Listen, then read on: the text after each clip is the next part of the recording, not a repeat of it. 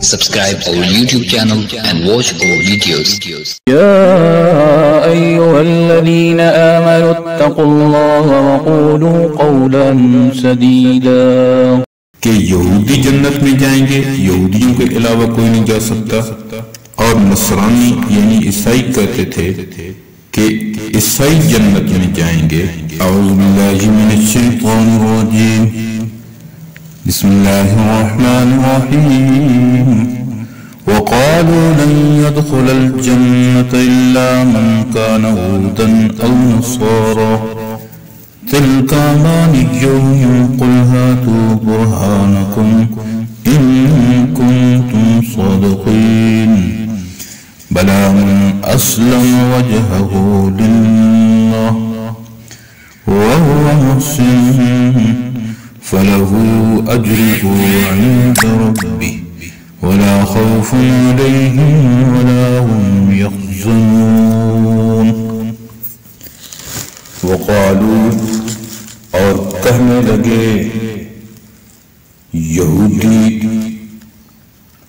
لن يدخل الجنت، ہرگز نہیں داخل ہوں گے جنت میں، الا مگر من کان ہودن، جو کہ ہوا یہودی، او نصارا یا نصارا عیسائی، تلک امانیہم، اللہ فرماتا ہے یہ آرزویں ہیں، یہ محض آرزویں ہیں ان کی۔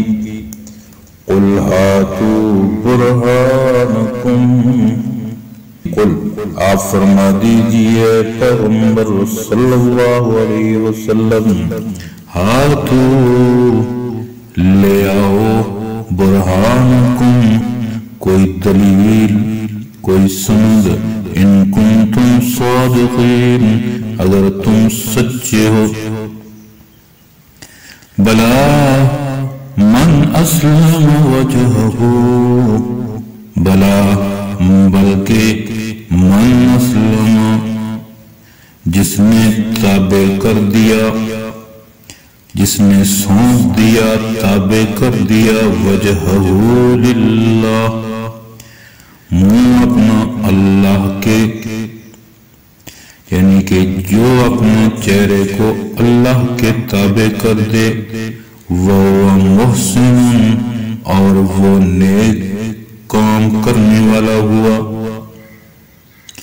فَلَهُ أَجْرُهُ عِنْدَ رَبِّهِ، بس اس کے لیے اجر ہے، ثواب ہے، عند ربی، اس کے رب کے ہاں، وَلَا خَوْفٌ عَلَيْهِمْ، اور نہ خوف ہوگا ان پر، وَلَا هُمْ يَحْزَنُونَ، اور نہ وہ غمگین ہوں گے۔ خلاصہ تفسیر یہ ہے کہ یہود و نصارہ یوں کہتے ہیں کہ بہشت میں ہرگز کوئی نہ جانے پائے گا سوائے ان لوگوں کے جو یہودی ہوں۔ یہ تو یہود کا قول ہے، یا ان کے جو نصرانی ہوں، یہ نصارہ کا قول ہے۔ یعنی یہودی کہتے تھے کہ یہودی جنت میں جائیں گے، یہودیوں کے علاوہ کوئی نہیں جا سکتا، اور نصرانی یعنی عیسائی کہتے تھے کہ عیسائی جنت میں جائیں گے، عیسائیوں کے علاوہ کوئی جنت میں نہیں جا سکتا۔ حق تعالی ان کی تردید فرماتے ہیں، ارشاد فرماتے ہیں یہ خالی دل بہلانے کی باتیں ہیں اور حقیقت کچھ بھی نہیں۔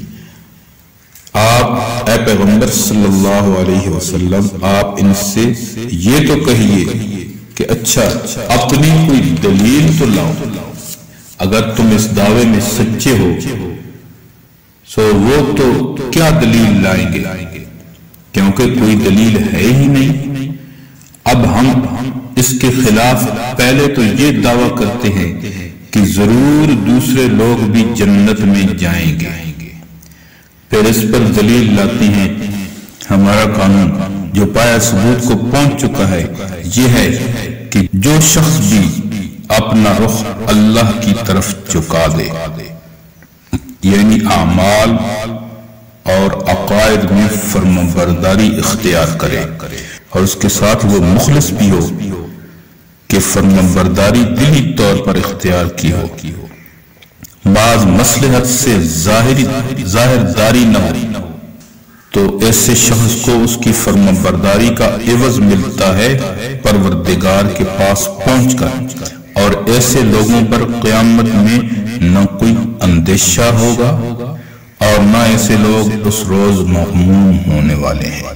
خوف اپنے لیے ہوتا ہے اور غم دوسرے کے لیے ہوتا ہے، کیونکہ فرشتے ان کو بشارتیں سنا کر بے فکر کر دیں گے۔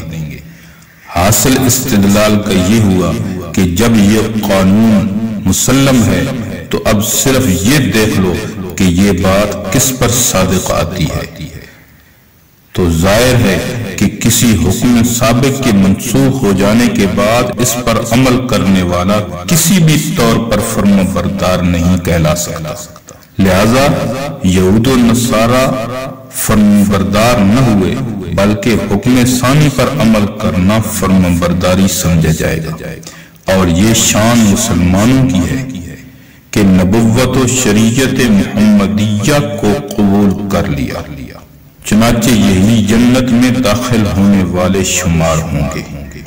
اللہ تعالی ہمیں کما حقہ پیغمبر صلی اللہ علیہ وسلم کا امتی بنائے، وما علینا الا البلاغ المبین۔